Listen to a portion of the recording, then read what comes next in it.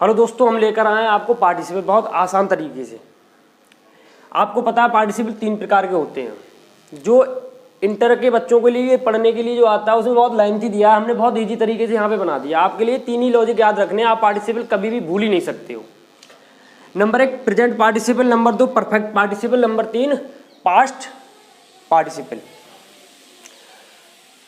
उसमें बड़ी बड़ी परिभाषा दी हुई है कि आपको सोते हुए, रोते हुए, खोते हुए पाया जाता है तो आपको प्रेजेंट पार्टिसिपल होता है। परफेक्ट पार्टिसिपल में भी करके कर दिया होता है तो आपको कन्फ्यूजन रहती है बच्चों के लिए। कर इसमें भी दिया होता है, करके इसमें दिया होता है, इसमें भी दिया था। तो आपको केवल एक बात याद रखनी है, तीनों प्रकार के, चाहे प्रेजेंट का हो, चाहे परफेक्ट का हो, चाहे पास्ट का हो, एक लॉजिक है, सिंपल सा लॉजिक ये है कि आपको टाइम का इशू बहुत बड़ा है इसमें। आप टाइम का गैप जो है वो आप याद रखेंगे, आप भूलेंगे नहीं कि प्रेजेंट पार्टिसिपल है, परफेक्ट पार्टिसिपल है और पास्ट पार्टिसिपल है। देखो प्रेजेंट पार्टिसिपल की हम बात करते हैं, दो काम के बीच या दो कार्यों के बीच इसमें जो प्रेजेंट पार्टिसिपल होता है इनमें कोई टाइम की गैप नहीं होता है, नो टाइम गैप। आप सिंपली एनालिसिस कर लोगे कि ये क्या है, प्रेजेंट पार्टिसिपल है। देखो इसका रूल ये होता है, वर्ब में आईएनजी जोड़ी जाती है। जैसे घोड़े पर चढ़कर वह मेरे पास आया, तो एक काम के बाद तुरंत दूसरा काम होता हुआ पाया जाता है। तो जैसे पहले वो घोड़े पे चढ़ा फिर मेरे पास आया, तो तुरंत ही तो किया उसने ये काम। तो riding on horse he came to me, तो आप एक काम के बाद दूसरा काम तुरंत हो तो वो क्या होता है, प्रेजेंट पार्टिसिपल। तो सिंपल सी बात है कि उसमें टाइम का गैप ही नहीं होगा, एक काम के बाद तुरंत दूसरा काम होगा। दूसरा आपका आता है परफेक्ट पार्टिसिपल। आपका ये प्रेजेंट पार्टिसिपल हो गया, उसके बाद परफेक्ट पार्टिसिपल को समझो। इसमें भी दो कार्यों के बीच क्या होता है, कुछ थोड़ा मतलब थोड़ा टाइम गैप होता है, थोड़ा रेस्ट ले या कुछ भी ले थोड़ा। देखो इसमें बिल्कुल नहीं होता है ना, नो टाइम गैप, इसमें थोड़ा होता है, ठीक है, कुछ टाइम गैप होता है दो काम के बीच। इसका रूल ये है कि एक्टिव, अगर वाक्य एक्टिव हो, देखो एक्टिव वाक्य क्या होता है, जब कर्ता छिपा होता है। जैसे सिंपल समझो, हिंदी पढ़ाई जाती है, हिंदी पढ़ाई जाती है। बच्चों को खाली इंग्लिश में बनाना आते हैं, हिंदी में बहुत कम बच्चों को पढ़ा, हिंदी पढ़ाई जाती है।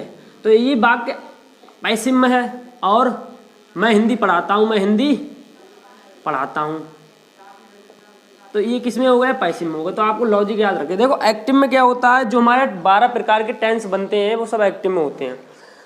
अब जैसे एक्टिव की बात करें तो एक्टिव में हैविंग और वर्ब की थर्ड फॉर्म लगती है, और पैसिव में क्या लगता है, having plus been plus verb की थर्ड फॉर्म, ठीक है। अब इसका एक एग्जांपल समझे, परफेक्ट पार्टिसिपल का एग्जांपल समझे आप, कि अपना काम समाप्त करके मैं घर चला गया। अब किसी ने अपना काम समाप्त किया होगा तो थोड़ा बहुत काम समाप्त करके हाथ भी धोए होंगे या रेस्ट भी किया होगा, तो थोड़ा टाइम का गैप लिया, उसके बाद ही वो घर गया होगा। तो यहाँ पर सिंपल सा ये हैविंग और finished my work, having finished my work I went to home. तो आपको परफेक्ट पार्टिसिपल समझ में आया होगा कि थोड़ा टाइम गैप होता है उसमें, थोड़ा जब वो अपना काम समाप्त करके घर गया होगा तो समाप्त करने के बाद थोड़ा रेस्ट तो लिया ही होगा उसने। फिर आता है पास्ट पार्टिसिपल, इसमें होता है टाइम गैप ज़्यादा होता है, एक काम बहुत पहले हुआ होता है, एक काम वर्तमान में हो रहा होता है। दूसरा सिंपल सा इसका लॉजिक, इसमें टाइम गैप ज़्यादा होता है, ठीक है। इसका रूल ये है कि वर्ब की थर्ड फॉर्म से बनता है, ये वर्ब की थर्ड फॉर्म लगाई जाती है इसमें। एक एग्जांपल समझो, मोहन द्वारा खोई गई पुस्तक मुझे मिल गई। मोहन द्वारा खोई गई पुस्तक मुझे मिल गई, तो I found the book lost by Mohan. दूसरा यह है कि इसका एडजेक्टिव के रूप में भी यूज होता है, जैसे लोस्ट बुक, एग्जाम्पल में जैसे लोस्ट बुक, खोई बुक मतलब खोई किताब, इसका एडजेक्टिव के रूप में होता है। तो आपको एक बात याद रखना है, पार्टिसिपल का सिंपल लॉजिक है, आपको एक ही बात याद रखना है कि आपको present participle no time gapping, perfect participle थोड़ी टाइम गैपिंग, और पास्ट पार्टिसिपल बिल्कुल बहुत ज़्यादा टाइम गैपिंग। आपको ऐसे याद रखना, आप पार्टिसिपल कभी नहीं भूलोगे, ठीक है।